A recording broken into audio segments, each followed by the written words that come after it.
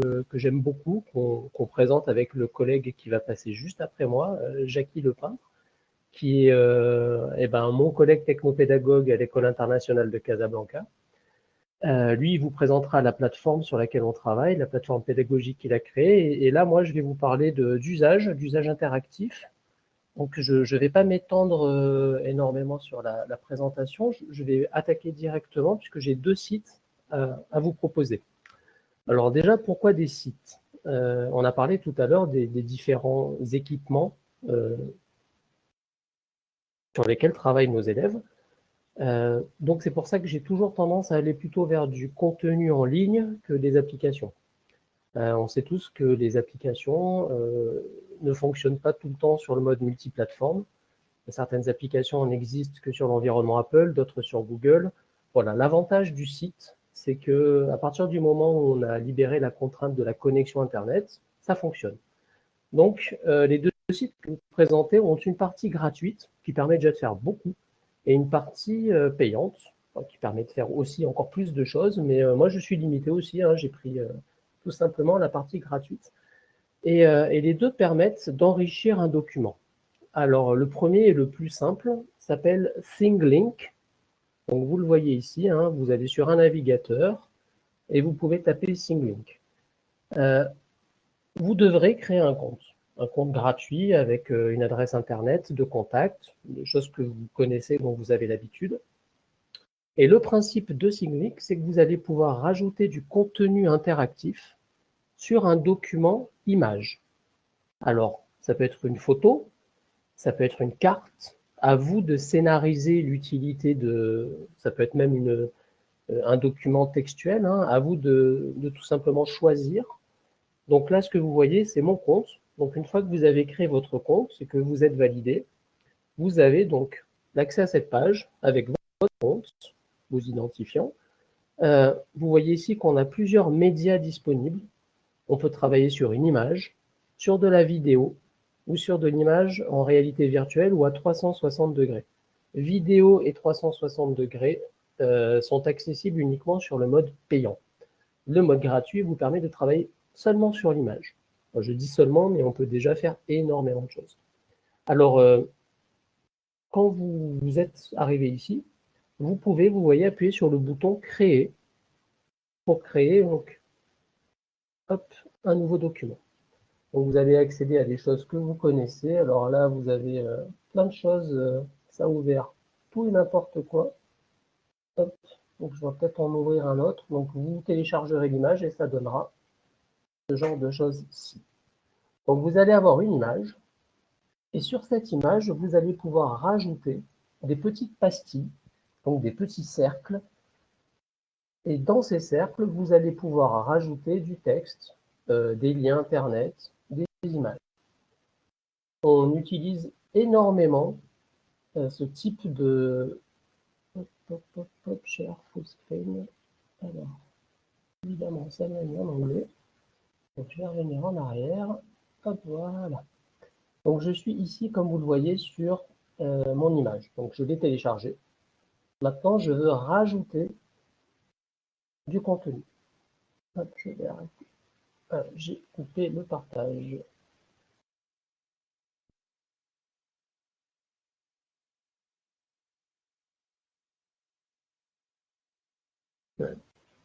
Désolé, j'ai un petit bug de partage d'écran. Je reviens. Me voici. Donc, je suis toujours sur ma petite image. Et vous allez voir que vous pouvez très simplement rajouter du contenu. Hop, alors, évidemment, c'est quand on le fait en démo que ça ne marche pas. Hop, nouveaux outils pour l'école inversée. Donc, vous voyez ici, j'ai une petite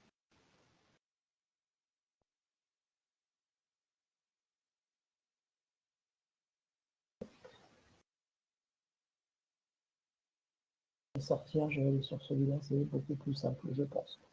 Donc, hop, je veux maintenant éditer. Voilà.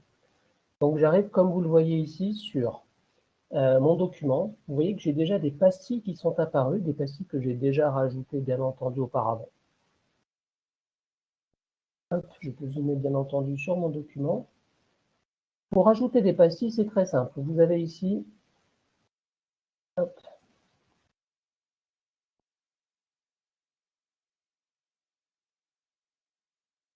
voilà.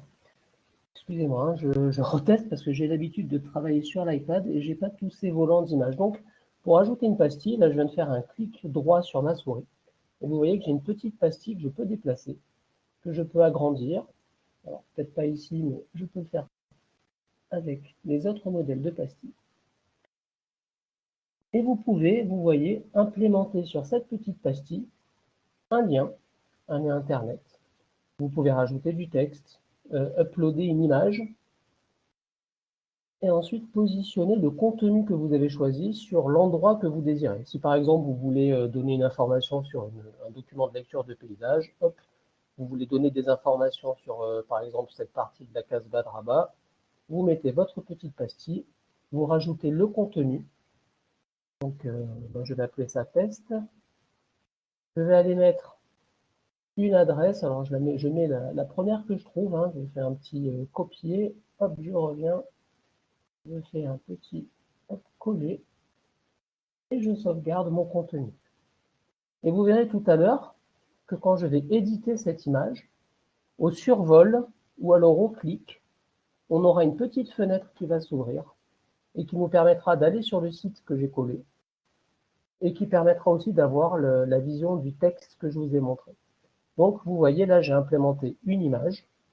On peut facilement uploader une image ici. On peut rajouter un petit sous-titre. On peut même enregistrer sa voix. Donc, vous voyez, j'ai fait le test au préalable ici. On a énormément de contenu possible. On peut glisser une adresse vers une vidéo. Donc, ThingLink permet, c'est sa limite, de n'enrichir qu'une seule image. Donc, sur cette image, à vous de choisir et de scénariser. C'est un mot que vous allez souvent entendre ce soir. Scénariser, c'est concrètement ce que vous voulez transmettre à vos élèves. Alors, on sait tous qu'on est aujourd'hui dans une politique et une réalité qui est la visioconférence avec nos élèves. Mais on a parlé cet après-midi de temporalité. Il n'est pas dit que les élèves, déjà, y assistent tout le temps. Et puis, il n'est pas dit que vos élèves n'aient pas besoin, un petit peu plus tard dans la journée ou les jours suivants, de se remémorer. Donc ici, vous pouvez vous fabriquer un document sur la base d'une image, d'une carte, d'une page de texte, d'une formule de mathématiques. Vous pouvez apposer des pastilles qui seront par exemple des consignes ou des conseils pour vos élèves, des images à titre d'information, pour faire par exemple un TP de sciences, enregistrer votre voix pour des cours de langue ou de la prononciation d'une langue étrangère. Donc il y a énormément de possibilités. Quand votre document est terminé, c'est très simple, vous sauvegardez votre image. Et pour la partager avec vos élèves, c'est encore plus simple, vous appuyez sur le bouton partager et vous voyez que vous avez 5 possibilités. Vous pouvez partager la leçon. Le partage hors ligne n'est pas activable à part si vous avez un compte payant. Et vous avez lien de médias ou intégrer des médias. Intégrer des médias, ce sera une option qui sera intéressante si vous avez un blog ou un site. C'est un bloc de programmation que vous allez pouvoir coller sur votre site pour que les gens qui visitent votre site puissent circuler sur l'image. Si vous envoyez un document à vos élèves, le lien suffit amplement.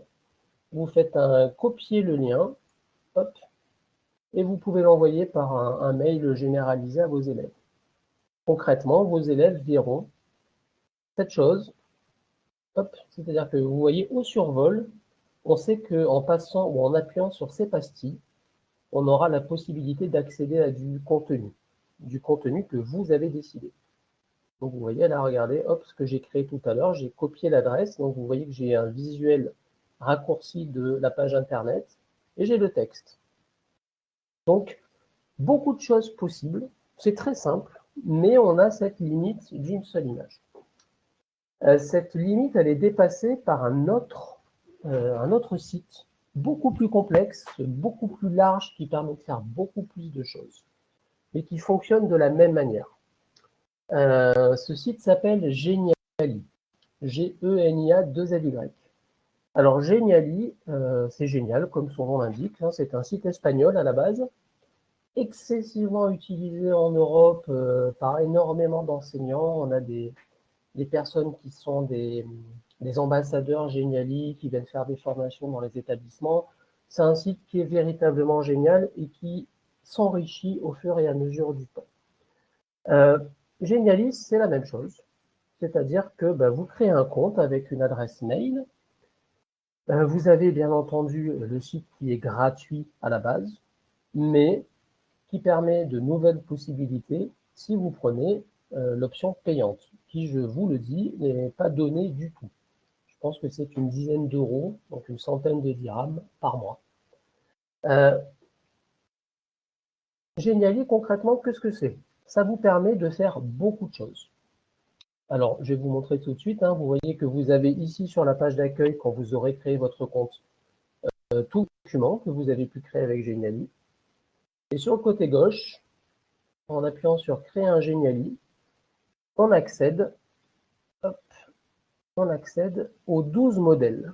On a 12 templates, 12 modèles qui permettent de faire des présentations, donc des diaporamas enrichis, des diaporamas qui vont presque plus ressembler à des sites internet, puisque vous allez pouvoir choisir, si on clique sur une zone de la première page, d'accéder à une diapo qui est 3 ou 4 diapos plus loin. Donc ça ressemble quasiment plus à un site internet. On a des dossiers. Je vous avoue que je ne les ai pas tous testés. Je me sers généralement des 3 ou 4 les plus intéressantes pour ma pratique à moi. On a l'image interactive qui revient exactement au même que ThinkLink. On a une infographie horizontale qui permet une circulation, un balayage. Ça peut être super intéressant pour fabriquer par exemple une frise historique. On a un balayage en fonction de ce qu'on veut faire. Donc on peut mettre des personnages célèbres, des biographies, enregistrer sa voix, sur le même modèle que ThinkLink, sauf que là on va circuler horizontalement. On a des infographies qui, elles, sont verticales, super intéressant aussi par exemple pour une marche à suivre en sciences. Et on a la gamification, qui sont des modèles de jeu. Je vais vous montrer, on a des modèles de jeu qui sont, ou d'interactivité qui sont très poussés. Petite chose à savoir, c'est que quand vous avez cette petite étoile, c'est que c'est réservé à l'option payante. Donc vous voyez, vous avez plein de modèles. Vous pouvez faire ici par exemple des résultats avec des jauges qui vont changer en fonction de là où on va appuyer. On a différents quiz, différents jeux.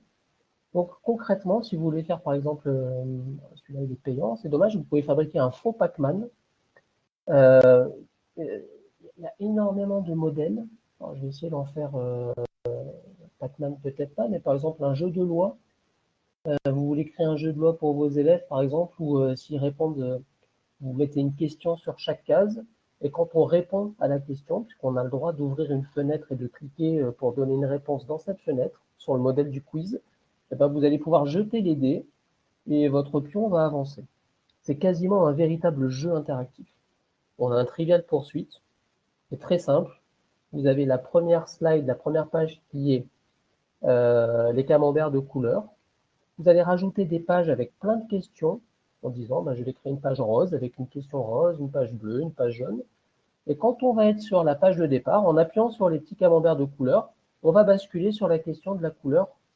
Et du coup, ça va créer de l'interactivité avec vos élèves. On a un qui est qui. Et dernière nouveauté, nous avons quelques escape games qui sont quasiment clés en main. Donc c'est un jeu de escape game, il y en a partout au Maroc, j'en ai vu. Donc c'est un jeu d'enquête ou un jeu pour s'échapper. Donc on a une enquête à mener, on a des indices à retrouver, on a des énigmes, et le tout pour arriver à un résultat qui normalement est l'échappée, l'échappatoire de la salle. Mais ici, vous pouvez donner des indications, ou en tout cas des finalités différentes. Je vous conseille de regarder l'Escape Game Éducation qui est super sympa. On va appuyer d'ailleurs dessus. Donc vous allez voir, hop, ces animations, vous les aurez. Donc là, je suis sur la page de test. Tout ça, tout ce que vous voyez ici en animation, vous l'aurez Seulement, ici, c'est vous qui allez choisir les contenus. Vous allez pouvoir implémenter les contenus et du coup les pictogrammes que vous voulez. C'est du clé en main, mais du personnalisable. Je vais revenir en arrière, puisqu'il y a quand même beaucoup de choses. On va regarder une infographie horizontale. Pareil, on a plusieurs modèles. Super intéressant.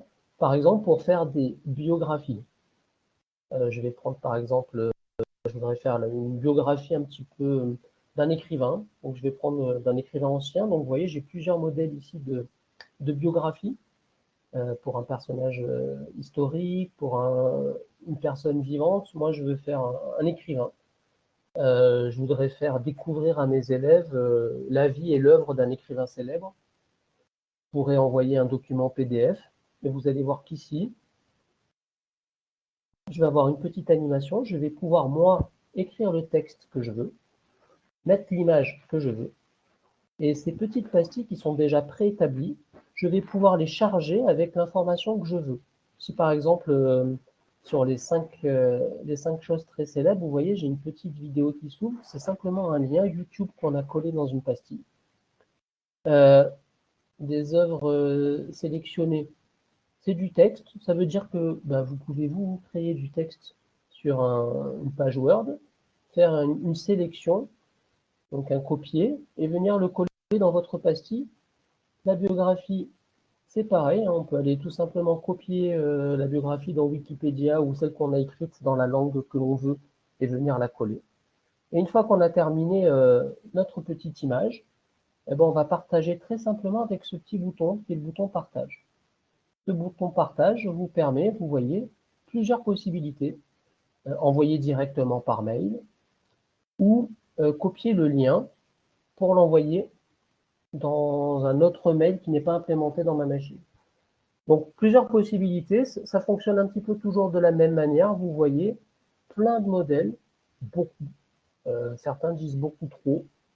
Moi, je pense que commencer très simplement par enrichir une image, puis peut-être après faire une présentation, donc un équivalent de PowerPoint, mais dans lequel on va pouvoir ajouter ces fameuses petites pastilles qu'on a vues tout à l'heure dans ThingLink. Alors, je vais en prendre un. Voilà, je prends celui-là au hasard pour vous montrer à quoi ça ressemble. J'utilise le modèle. Avant de commencer, on me propose plusieurs types de slides. Donc, ça veut dire qu'il faut prévoir à l'avance, il faut scénariser le nombre de diapos que vous désirez. Donc, j'ai ma diapo de début.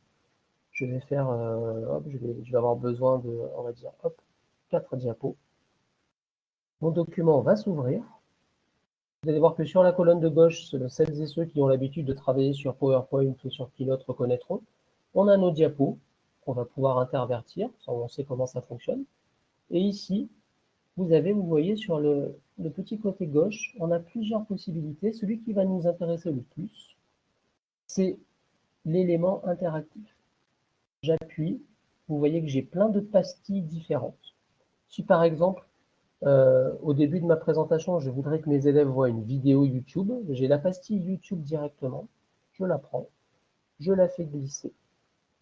Et ici, vous voyez, mon élément est encadré, comme tout à l'heure sur ThingLink, et j'ai un petit bouton avec un petit doigt, et quand j'appuie dessus, on me propose d'enrichir cette petite pastille, soit en mettant un lien, soit en basculant vers une autre page internet, soit en ouvrant une petite fenêtre en pop-up, ce que vous avez vu tout à l'heure sur ThingLink, une petite fenêtre qui va s'ouvrir sur mon image, et dans laquelle on aura du son, des images et du texte, ou une petite étiquette qui ne contient que du texte.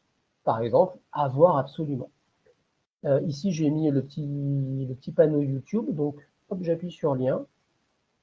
Tout à l'heure, j'ai copié le lien d'une chaîne, donc hop, je vais le coller. Ah ben non, c'est vrai qu'entre-temps, hop, il est vrai que j'ai fait un copier-coller. Donc, hop, je reviens sur mon petit éditeur et je vais coller ici, CTRL-V mon lien.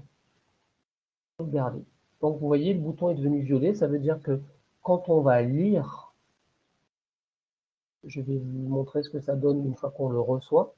Quand on est en mode lecture en tant qu'élève et qu'on reçoit votre document, hop, on reçoit ça. On a l'animation. voyez là, je sais que je suis passé d'une flèche à une main, donc je sais que je dois appuyer ici. J'appuie ici et hop, je bascule sur le lien que j'ai donné. Donc vous voyez, il y a énormément de choses possibles, vraiment énormément. Si on veut voir le contenu, on a toujours ce petit bouton qui nous indique où se trouve le contenu interactif sur notre page. Là, j'ai fait 4 slides, mais je n'ai absolument rien marqué dessus, hein, c'est à vous de scénariser. Ça se construit comme un PowerPoint, sauf que vous pouvez coller des liens, on peut revenir à une première page, on peut recirculer à l'intérieur avec des petits boutons. Par exemple, si vous mettez ici un bouton avec une petite maison, bah, vous pouvez rattacher ce bouton à la première diapo. En fait, au final, ça ressemblera quasiment à un site internet. Donc, euh, plein de possibilités pour fabriquer des présentations interactives ou pour demander à nos élèves de les fabriquer.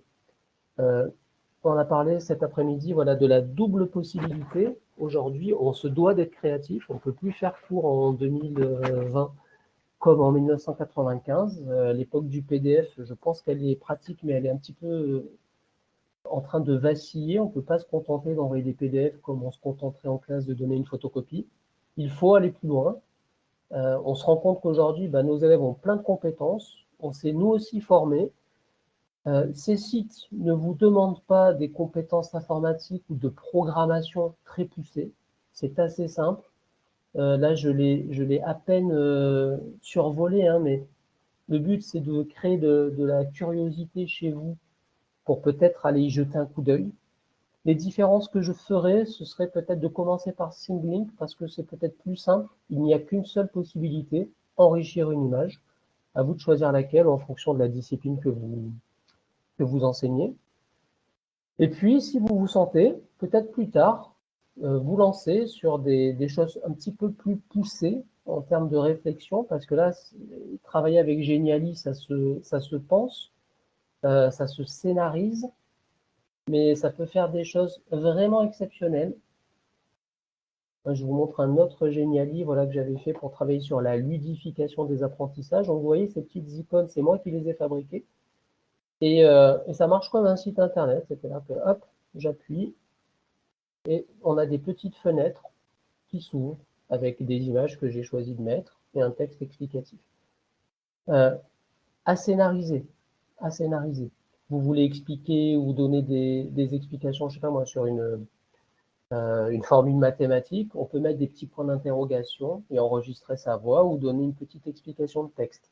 Ce qu'on fait déjà en classe face à nos élèves, en visioconférence ou en présentiel. Mais ici, vous allez pouvoir donner une ressource avec des consignes, des explications asynchrones que les élèves pourront regarder autant qu'ils le veulent. Donc, c'est compliqué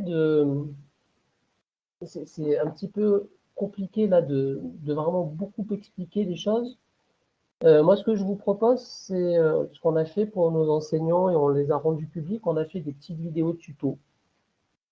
Ces vidéos tutos, vous pouvez les retrouver sur YouTube. Hein, c'est une chaîne publique qui s'appelle les tutos vidéo de Sana, donc Tuto Sana, qu'on a réalisé avec mon collègue. Il vous en parlera peut-être plus avant tout à l'heure. Et on a une vidéo. Alors, il faut que je les retrouve parce qu'on en a quand même fait un petit paquet. On a une vidéo sur Simlink. Voilà, c'est la 14. Vous voyez, un tuto vidéo, créer une image interactive avec Simlink. Et un petit peu plus haut, dans les dernières, on a créer une présentation dynamique avec Geniali. C'est la 49.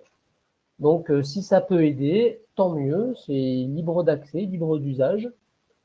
Donc, vous voyez, il y a plein de choses à imaginer. Enfin, moi, je vous conseillerais quand même de commencer par Simlink, puis de passer sur Geniali. Le petit désavantage que posent ces deux sites, c'est que vous ne pouvez pas télécharger dans votre ordinateur les productions. Elles sont en ligne et elles ne sont visibles qu'en ligne. Pour pouvoir les télécharger, il faut avoir accès, bien entendu, au compte payant. Ce qui ne pose pas énormément de problèmes en soi, mais bon, c'est quand même toujours bon à savoir. Voilà, alors j'arrive au bout de ma présentation. Je vais couper. Hop, je vois qu'il y a plein de gens qui ont parlé. Est-ce que le mode gratuit permet de récupérer le travail, Radija? Ben, malheureusement, non. Enfin, si tu l'as toujours, et il est toujours en ligne disponible, bien entendu, il n'y a pas de durée, les choses ne disparaissent pas. Par exemple, là, sur mon compte Geniali, il y avait des Geniali que j'ai fait il y a 4 ans, donc ça ne disparaît pas. Seulement, tu ne peux pas les télécharger en dur dans ton ordinateur ou ta tablette. Pour le partager, il faut copier le lien et l'envoyer à tes élèves, qui auront aussi une lecture de ce document. Mais il y a énormément de choses, vraiment. Il y a énormément de possibilités. Voilà, la vraie limite de ces outils, c'est vous, c'est nous. C'est qu'est-ce qu'on peut en faire en classe. Donc moi, vraiment, pour terminer sur quelque chose, sur un petit conseil que je pourrais vous donner, c'est de commencer par faire des choses simples. Voilà, ne serait-ce que vous voulez passer des consignes à vos élèves ou des conseils, faites simple, même si c'est une page de texte que vous avez scannée, mettez des petites pastilles d'informations, comme ça vos élèves sauront où ils doivent cliquer, même avec leur smartphone, et ils liront ou ils entendront les consignes et les conseils que vous pouvez leur donner. Et petit à petit, vous verrez que les idées vont émerger et que vous allez densifier ces usages, j'en suis certain. En tout cas, voilà, ce sont de super outils.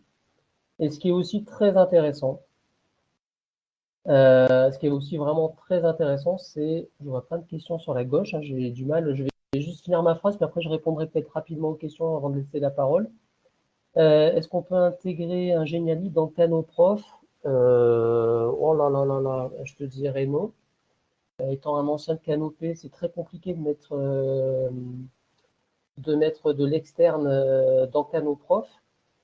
On peut tenter le lien, je t'avoue que j'ai jamais essayé. On peut tenter le lien, par contre, il ne sera pas, comment dire, intégré complètement dans ton Canoprof. Il apparaîtra, il ouvrira une nouvelle fenêtre pour un lien externe en fait. Mais c'est à tester, hein. En tout cas, il y a 2 ans, ça marchait par lien externe. Est-ce qu'on permet le contenu vers un code embed? On peut aussi partager avec le code embed, on peut l'envoyer et pour l'insérer directement. Dans Geniali, pareil, on a le lien de partage, qui est un lien de lecture. Mais on a aussi le embed qui permet de le mettre sur le site. Est-ce qu'on peut le partager dans un blog? Pareil, Geniali, Singlink, pareil. Je vais peut-être repartager mon écran pour vous le montrer. Hop.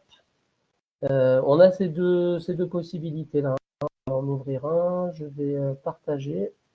Et vous voyez, j'ai le lien et j'ai inséré. Donc j'ai mes pages de code, voilà, pour en script ou en iframe pour le mettre sur le site. Donc Singlink et Geniali le permettent. Voilà, bah je pense que hop, j'ai tout dit. Ouais, c'est vraiment un vrai outil super intéressant qui permet de plein de choses. Mais vraiment, je veux vous rassurer, hein, il n'est pas question ici de programmer, d'être un spécialiste. Moi, je ne sais pas programmer, je vous l'avoue. J'en ai pas honte. Moi, je suis un utilisateur éclairé.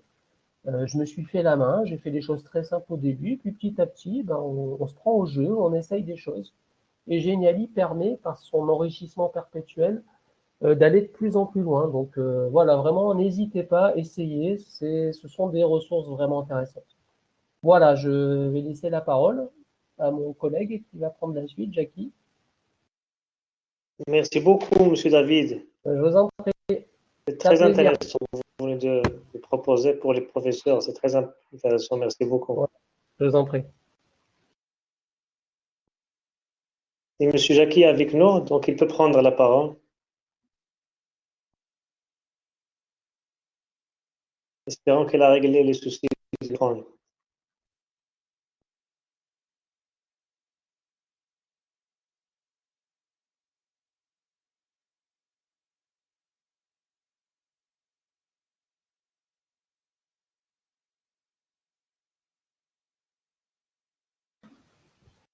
Ben, pour l'instant, je n'ai pas de nouvelles de lui. Bon, il ne va Oui. pas tarder à arriver, hein, je pense.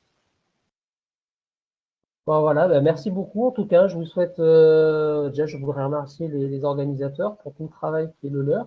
C'est un bel événement. Je suis très content d'y participer, d'avoir la chance d'y participer. C'est vrai que ce sont des bons temps d'échange, de partage, de croisement de regards. On n'a pas tous les mêmes pratiques, on n'utilise pas tous les mêmes outils. Et du coup, c'est toujours intéressant de présenter voilà, des ressources, Et puis ensuite, on sait que quand vous les utiliserez, vous les repartagez. Puis c'est ainsi qu'on va essaimer pour essayer de changer un peu nos pratiques professionnelles, parce que là, ça va être compliqué de revenir à l'enseignement d'avant. On en est tous bien conscients. Même si on réouvre dans des conditions normales, avec tout ce qu'on a vécu, je pense que il va y avoir du changement dans le monde de l'éducation et c'est tant mieux. Voilà, je meuble en attendant que Jackie arrive, hein. Après, voilà, n'hésitez pas, hein, je crois que la présentation qui vous a été faite aujourd'hui, c'est mon ordinateur qui vit sa vie, pardon pour le petit bruit. Donc voilà, n'hésitez pas, hein, mon adresse professionnelle, je vais peut-être l'écrire hop, dans la barre, donc c'est david.. Alors je ne garantis pas qu'en ce moment on puisse répondre aussi vite qu'on le voudrait, puisqu'on est comme vous, on est un petit peu noyé par le travail. Hop.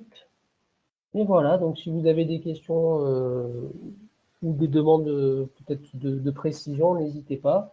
Voilà, je ne garantis pas répondre tout de suite, mais en tout cas, j'essaierai au maximum d'y répondre. Voilà, en tout cas, merci à vous, bravo pour tout ce que vous faites. Et puis, j'espère avoir de vos nouvelles rapidement. Voilà, je vois mon collègue qui arrive, donc je coupe le micro. Merci beaucoup. Je crois que Jackie arrive.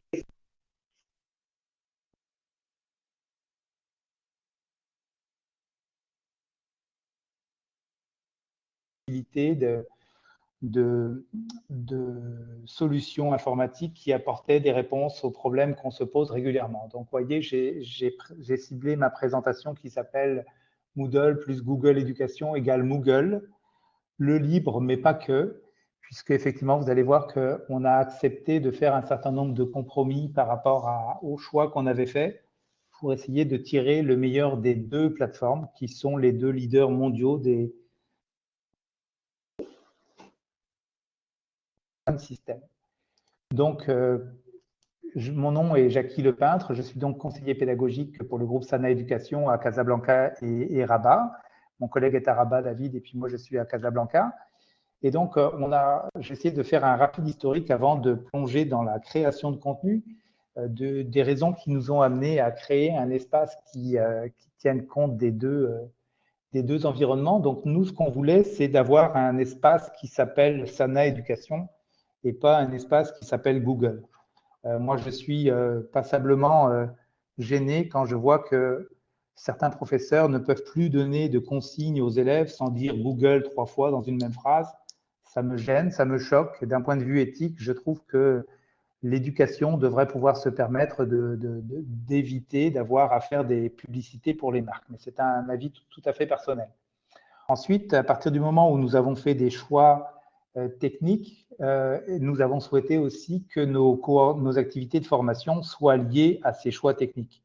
Tout à l'heure, David vous a parlé de ThinkLink et puis de Geniali. Effectivement, on mène des actions de formation qui permettent aux enseignants ou aux élèves de créer des contenus avec ces outils-là. Mais quelque part, on veut que ces contenus-là reviennent ou partent de la plateforme pédagogique sur laquelle on travaille, parce qu'on se rend compte que les élèves et parfois les parents n'arrivent pas à suivre le travail des élèves, puisqu'il va y avoir un enseignant qui travaille avec Geniali, un second qui va travailler avec Dropbox, le troisième qui va travailler avec Office 365, le quatrième avec un compte individuel Gmail, etc. Et autant les parents que les élèves n'arrivent plus à suivre. Donc, on se connecte. Et à partir de cet endroit, même si on est amené à après naviguer un peu sur Internet, mais il y a toujours une porte d'entrée unique qui permet d'éviter la dispersion numérique que j'ai montrée ici. Et puis en même temps, on voulait partir sur une base de logiciels libres pour des raisons aussi économiques, parce qu'effectivement, David vous montrait un petit peu tout de suite des applications qui sont extraordinaires, mais malheureusement, le modèle d'affaires tend de plus en plus à fonctionner sur des abonnements mensuels, ce qui rend parfois les coûts pour les établissements complètement disproportionnés, puisque aucune école ne peut payer des abonnements mensuels pour chaque enseignant pour utiliser des outils toujours plus modernes et bien pensés, puisqu'ils sont bien pensés au départ. Donc, pourquoi Moodle? Effectivement, Moodle, c'est la plateforme pédagogique la plus utilisée dans le monde. C'est 200 millions d'utilisateurs. C'est la présence dans 238 pays. C'est 24 millions de cours. Donc, Moodle, c'est vieux. Ça tient la route. Ça a réussi à survivre à tous les changements d'environnement, de mise à jour d'ordinateur, etc., puisque ça fonctionne sur une base solide et qui a évolué en permanence. Moodle, je le disais tout de suite, c'est présent dans 238 pays. Donc, vous voyez, si on regarde au niveau des couleurs, plus c'est foncé, plus c'est utilisé. Effectivement, c'est très utilisé aux États-Unis. C'est très utilisé en Russie et en Asie et en Espagne ici. Mais j'aimerais qu'on arrive à colorer un petit peu le Maroc, puisque, à ma connaissance, il y a quelques environnements Moodle au Maroc, mais on n'a pas réussi vraiment à créer une communauté d'administrateurs Moodle au Maroc. Moodle a l'avantage d'être gratuit, donc effectivement, on a la possibilité de peut-être le mettre en place, comme c'est le cas dans l'environnement que je vais vous présenter tout à l'heure. Donc, la grande force de Moodle, à mon sens, c'est avant tout une communauté très forte, un forum très actif. Il m'arrive régulièrement de poser des questions techniques ou pédagogiques, mais surtout pédagogiques dans le forum, et j'ai la réponse dans la journée, toujours. Il y a des groupes Facebook que je vous parlerai tout à l'heure. Il y a un fil Twitter qui est très actif. Et puis, il y a aussi des sommets annuels qu'ils appellent Moodle Moot. Et puis, ce sont des rencontres entre les personnes, les utilisateurs. Il y a eu un sommet Moodle Moot l'an passé en Afrique. J'espère qu'il y en aura un autre prochainement. Donc, vous voyez, à l'intérieur du forum de Moodle.org, vous voyez, il y a un certain nombre de messages qui sont postés chaque jour. Vous voyez, assistance pédagogique, j'ai un message non lu. Assistance technique, j'ai 1000 messages non lus, puisque effectivement, ce que je souhaite, moi, c'est que Moodle, ça se rende jusqu'aux utilisateurs, jusqu'aux profs, jusqu'aux élèves. Et on a essayé de faire en sorte que la technique ne soit pas un obstacle à l'utilisation, mais que ça soit avant tout pensé pour être le plus près possible des enseignants et des élèves. Donc, plusieurs groupes Facebook sont très actifs également. Je suis membre du groupe Moodle Admin qui me permet là aussi d'avoir des réponses, des conseils, des tuyaux. Il y a aussi un autre groupe qui s'appelle Moodle francophone. Celui-là, il est un peu moins garni, mais il semble tout à fait prometteur. Je me suis abonné récemment. Et enfin, un autre qui présente des astuces et tout ce qui permet parfois de contourner les petits problèmes qu'on rencontre. Donc, sachez vraiment que dans l'esprit logiciel libre, il y a quand même une grande communauté de personnes qui partagent énormément de contenu. Une chose que j'aime aussi beaucoup dans Moodle, c'est qu'on a la possibilité de faire évoluer la question des rôles de chacun. Donc, par défaut, un enseignant enseigne et puis produit du matériel pour ses élèves. C'est très vertical. Et puis, un étudiant reçoit des cours et puis remonte des travaux. Ce que j'aime beaucoup dans Moodle, c'est qu'on peut créer des nouveaux rôles. Et nous verrons tout à l'heure qu'il est possible, par exemple, de créer des rôles de créateurs de contenu et que les élèves ne soient pas passifs dans un cours, mais soient amenés de façon régulière ou alternée, chacun leur tour, à produire eux aussi du contenu dans leur cours. Donc, le rôle de l'élève tel qu'on le connaissait, passif et attentif et pas vraiment impliqué dans son cours, peut évoluer puisque très simplement, on peut demander aux élèves de produire eux aussi des contenus, notamment avec le plugin As5P dont je vais vous parler tout à l'heure. Alors, le but par rapport à tout ça, c'est un petit peu ce que disait mon collègue David tout à l'heure, c'est qu'on doit vraiment travailler sur l'engagement étudiant et pas nécessairement toujours laisser les élèves dans la même posture passive où ils écoutent, où ils recopient sur un cahier. Il faut absolument qu'on trouve une façon, à mon sens, de les impliquer dans leurs apprentissages scolaires beaucoup plus que c'est le cas actuellement. Donc, je vous ai dit qu'on avait fait un environnement qui s'appelle Moogle dans le sens où, en parallèle, Google Éducation, la suite Google Éducation, nous offrait la force d'une suite. Quand je dis la force d'une suite, j'entends que tout à l'heure, j'entendais parler de logiciels libres et puis d'utilisation d'applications qui font sensiblement la même chose et qui sont très efficaces pour la plupart du temps. Le défi pour nous, c'est d'avoir des équipes informatiques limitées, des techniciens qui ne sont pas très nombreux dans nos établissements, et en parallèle, d'avoir des besoins complets d'une suite de courriels, de disques de stockage, d'applications web, de documents, de présentations. Et ma conclusion, c'est qu'à chaque fois qu'on présente ou qu'on fait le choix d'un outil auprès d'une équipe pédagogique, le temps de formation est énorme et c'est très difficile de coordonner la présentation d'outils libres avec les besoins logistiques de présentation. Nous avons fait le choix d'avoir d'un côté Moodle qui nous apporte la souplesse dont je vous parlais tout à l'heure et d'un autre côté Google Éducation qui nous apporte une suite complète avec des options qu'on n'est pas capable de présenter ou de gérer nous-mêmes ou d'administrer nous-mêmes avec les ressources humaines que nous avons. Donc effectivement, Google, c'est une suite très puissante. Et puis en même temps, il y a des choses qui sont très intéressantes pour nous en éducation, notamment les infrastructures Google et la partie développement, puisque en permanence, il y a de nouvelles extensions, de nouvelles applications, parfois qui sont très éphémères parce qu'elles n'ont pas été très utiles ou très bien pensées.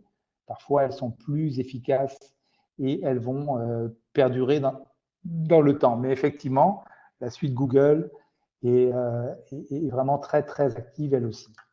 Donc, comme tout à l'heure dans Moodle, on a fait des choix. Dans Moodle, on avait dit on va plutôt mettre toute la partie pédagogique et pérenne, tout ce qui va garder.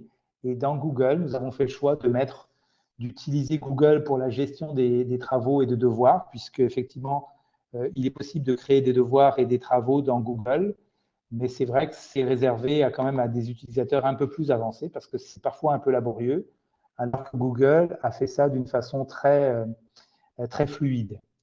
Donc, on a choisi de faire tout ce qui est travaux et devoirs dans Google Classroom pour être précis, pour permettre également la possibilité de faire des corrections numériques. Donc, tout ce qui est matériel volatile, les feuilles de classeur ou les cahiers ou les activités dont on se sépare en fin d'année, quand on revient de l'école pour le dernier jour de l'année, on le fait essentiellement sur une partie volage qui est concentrée dans Google Classroom.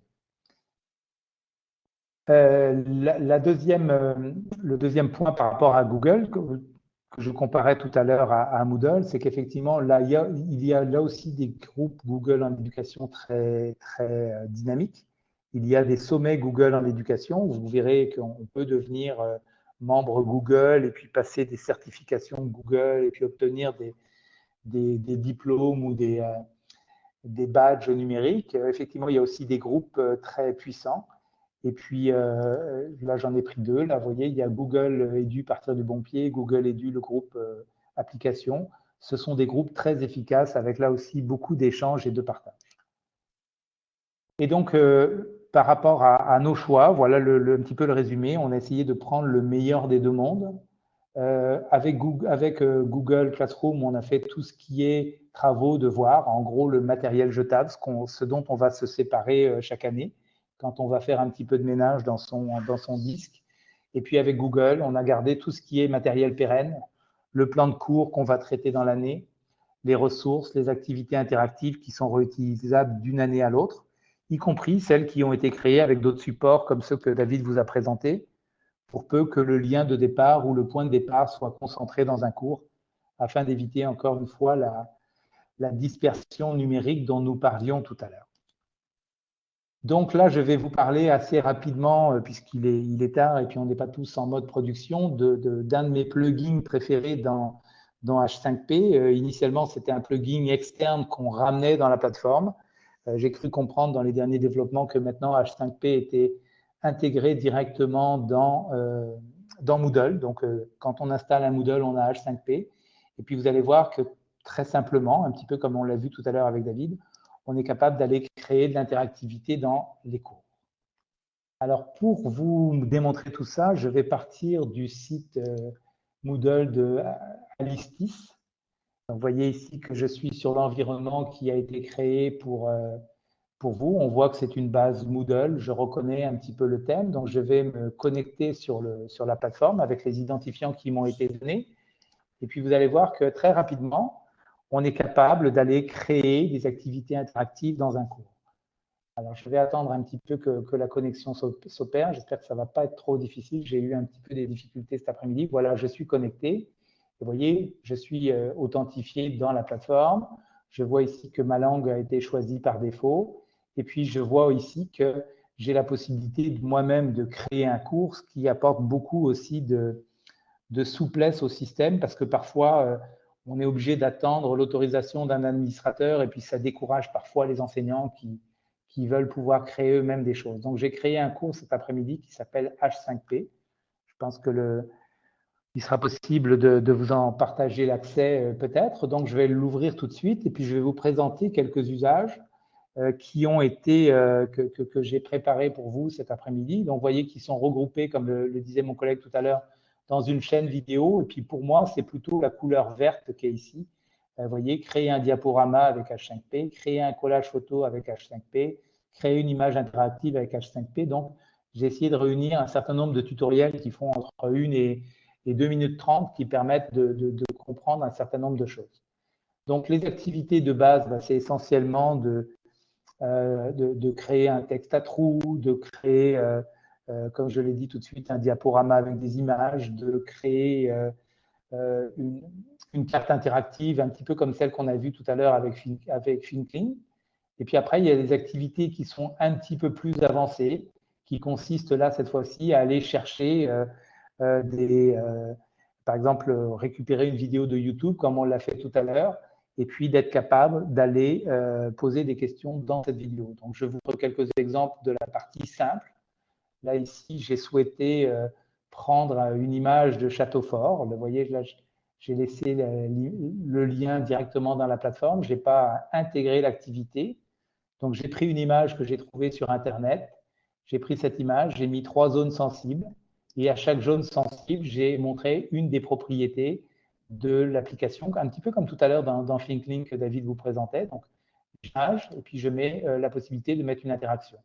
À l'intérieur du château, superposé dessus. Et ici, j'ai mis une petite vidéo qui est physiquement présente sur YouTube, mais je me suis contenté de pointer vers cette ressource-là. Donc, vous voyez ici qu'à partir de cette image-là, j'ai créé 3 zones sensibles. Et ces 3 zones sensibles, je peux les animer avec du texte, de l'image ou de la vidéo. Tout en bas, ici à gauche, vous voyez ici que j'ai aussi la possibilité d'embarquer l'activité, auquel cas, vous voyez, ça génère un code embed que je vais être capable d'utiliser. De même que je suis capable de réutiliser cette activité-là ou de la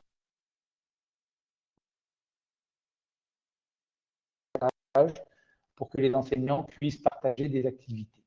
Donc ça, ce sont des choses très, très simples à créer en quelques minutes, c'est fait.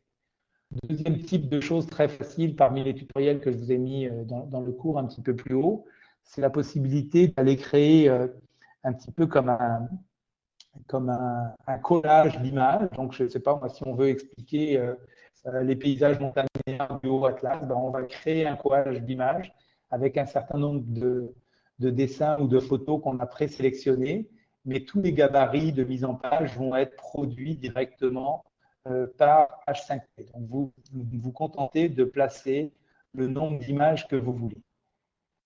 Troisième type d'exemple, créer un diaporama. Donc là, j'avais souhaité, avec les collègues la dernière fois, leur montrer cette option-là, parce qu'on a parfois besoin, je vais reprendre mon exemple tout à l'heure de la classe, on veut créer un diaporama sur les paysages montagnards dans le monde. Ben, effectivement, on va être capable d'intégrer des photos, et puis très rapidement, les photos vont glisser comme dans un diaporama. Alors, quand je dis on, ce n'est pas nécessairement le prof, ça peut être les élèves, hein, puisque tout à l'heure, on parlait des rôles, on est capable de les faire avancer. Et puis après, il y a des choses beaucoup plus scolaires, comme celle-ci, vous voyez, où il y a eu une leçon qui a été faite sur un point d'orthographe, c'est ou c'est. Et puis, on va être capable de poser des questions à chaque fois avec les étudiants. Là, j'attends que l'activité se charge. Donc là, on va être plutôt dans un type d'activité type QCM. Et puis, on va recevoir les questions et les réponses des étudiants dans le cours Moodle directement. Ça a l'air de tourner un petit peu en rond, ça va peut-être arriver. Sinon, ce n'est pas très grave. Je vais passer un petit peu plus loin. À la part A, les voilà ici. Donc, vous voyez ici, j'ai une dizaine de questions. Et puis, je suis capable de choisir une réponse et d'avoir la correction automatique. Ce qui est aussi très intéressant, c'est qu'effectivement, on a souvent tendance à demander aux élèves de faire des travaux sur une feuille, de corriger ces travaux-là, de leur remettre une semaine après. Mais effectivement, une semaine après, parfois, il s'est passé beaucoup de temps. Et puis, je pense que c'est assez illusoire de demander aux étudiants.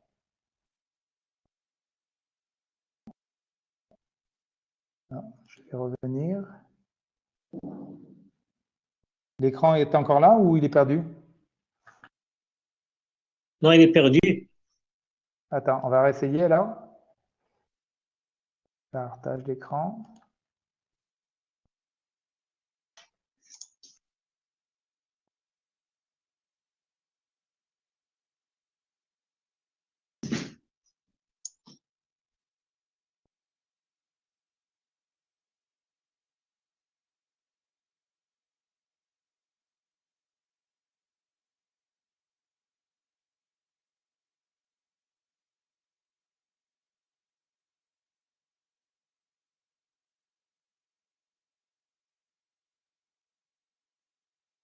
La question ne se fait pas.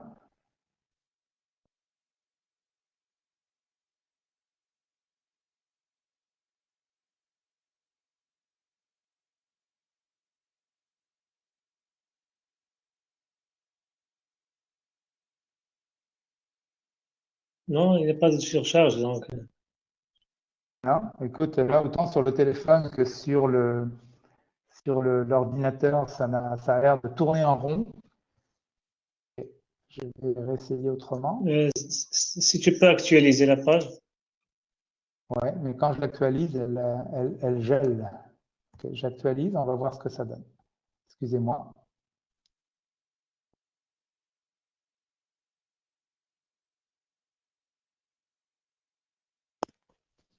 Ben, écoute, David. Non, c'est Jackie? Jackie. Ouais, attends, je réessaye une fois. عفاكم كاين اللي كيكتب يعني في l'écran يمكن لكم تحبسوا l'écran. J'espère que je vais être capable de vous retrouver.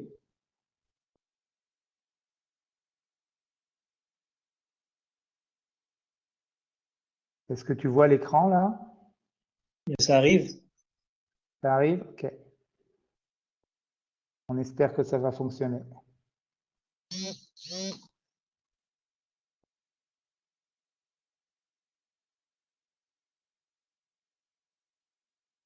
Je n'ose pas actualiser une autre fois la page parce que si je l'actualise, je vais la perdre.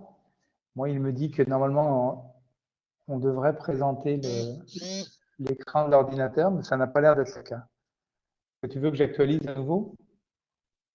Oui, oui, actualise sans problème.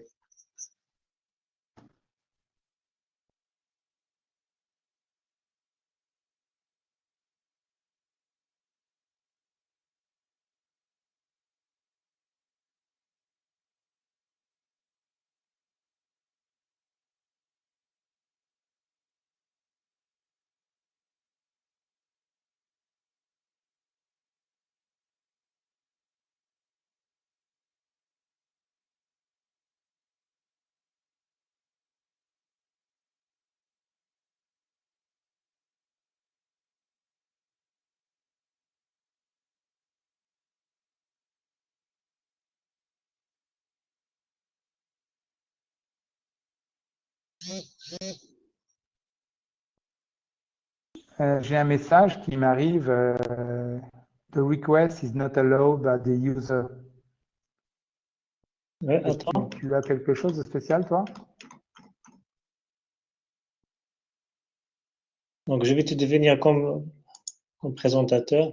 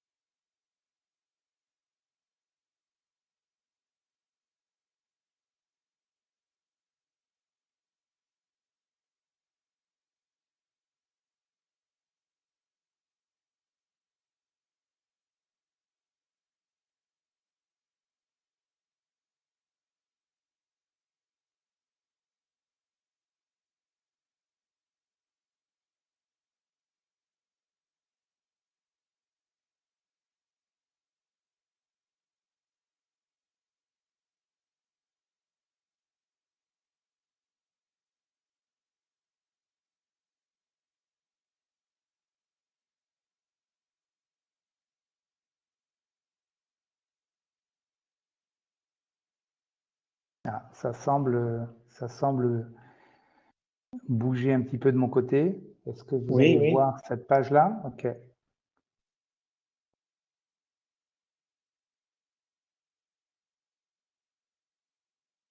Bon, je vois que la page semble charger, mais elle ne charge pas. J'ai un écran noir sur Bon, on va faire une chose. Donc, je vais mettre fin à la réunion et je vais réouvrir une deuxième fois, d'accord? Si tu veux. Merci. بالنسبة للمستعملين عفاكم غادي نسد لا ريونيون ونعاود نحلها وتكونيكطاو مرة أخرى كلكم، d'accord؟